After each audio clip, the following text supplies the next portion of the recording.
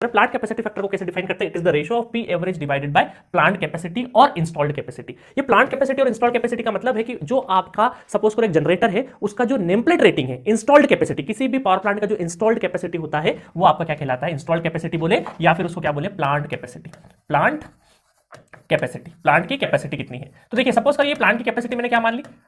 100 megawatt मान ली, और इस प्लांट से मैक्सिमम कितना ड्रॉ कर रहे हैं? 70 मेगावाट हम लोग ड्रॉ कर सकते हैं, है ना? 70 मेगावाट क्या कर सकते हैं? ड्रॉ कर सकते हैं, है ना? तो मिनिमम मैक्सिमम का रेशियो यहाँ पे आपको फ्लक्चुएशन, लोड का फ्लक्चुएशन दे दिया, और ये जो 100 मेगावाट है क्या है? नेम प्लेट रेटिंग है, इतना हम इस पावर प्लांट से जनरेट कर सकते हैं, प्लांट की इंस्टॉल्ड कैपेसिटी। तो यहाँ पर प्लांट कैपेसिटी फैक्टर में क्या आएगा? Average divided by average load divided by आपका प्लांट कैपेसिटी और या फिर इंस्टॉल्ड कैपेसिटी।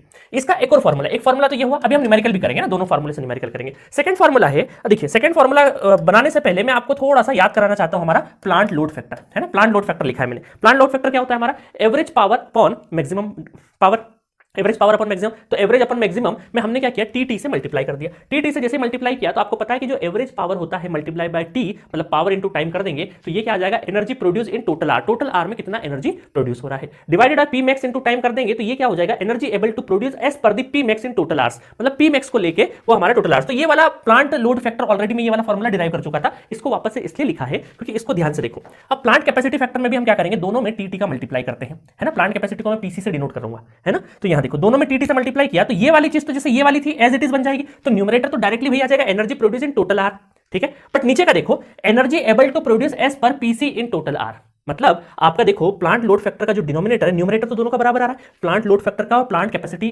फैक्टर का दोनों का न्यूमरेटर बराबर आ रहा है, बट डिनोमिनेटर में डिफरेंस है। डिनोमिनेटर में इतना सा डिफरेंस है कि यहां पर मैक्सिमम इनटू टाइम टी आएगा और नीचे आएगा पीसी इनटू टी। मतलब आप देखें तो यहां पर जो मैक्सिमम है वो है 70 और यहां पे जो पीसी है वो 100 है ना? तो यहां पर नीचे की साइड में यहां पे आएगा 100 इंटू टाइम टी, मतलब 24 आवर्स, और यहां पर आ जाएगा आपका 70 इंटू टी। तो इसीलिए प्लांट लोड फैक्टर के कंपैरिजन इसलिए करवाया ताकि आपको ये फॉर्मूला याद रखने में कंफ्यूजन नहीं हो। तो प्लांट लोड फैक्टर में नीचे की साइड में क्या आएगा? Maximum power 70। ये इसलिए मैंने देखो क्या होता है, नंबर हमें कई लंबे समय तक याद रहते हैं, तो ग्राफ बार बार एक ही ग्राफ में यूज कर रहा हूं। तो पी मैक्स कितना है? 70, तो 70 नीचे आएगा, 70 इंटू टाइम पीरियड, है ना? मतलब टाइम पीरियड का मतलब पूरा टोटल टाइम की बात हो रही है ना? और नीचे की साइड में प्लांट कैपेसिटी में क्या आएगा? प्लांट का जो इंस्टॉल्ड कैपेसिटी वो आएगा, है ना? अब देखो दोनों फॉर्मूले से हम क्वेश्चन करने की कोशिश करते हैं। तो दोनों फॉर्मूले से पहले से करें अगर हम लोग, तो पहले फॉर्मूले से अगर देखें तो पी एवरेज कितना है? पी एवरेज हमने निकाला, देखो अभी हमारे पी एवरेज निकाल चुके हम लोग ऑलरेडी, 50 मेगावाट था, है ना? 50 megawatt divided by install capacity कितनी? 100, तो ये हो गया 1/2 हो गया, 1/2 हो गया।